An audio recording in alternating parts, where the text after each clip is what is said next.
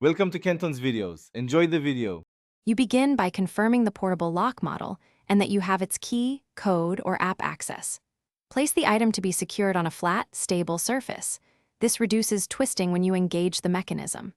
Once positioned, align the lock's jaws or shackle with the anchor point and verify battery level. Low power causes intermittent failures. Make sure to remove debris and test fit before closing. This saves time and prevents damage when you proceed to engage the lock. You now engage the mechanism following the manufacturer sequence. Typically latch first, then rotate or press to lock, and finally set the code or sync the app. Do this deliberately so components seat fully. Incomplete motion often looks locked but isn't secure. When choosing a code, use 4-8 digits you can recall but avoid obvious patterns.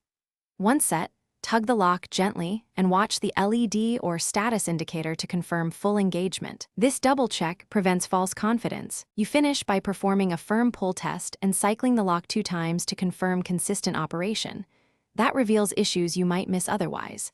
If the mechanism is stiff or stuck, apply a small amount of graphite or the manufacturer-recommended lubricant.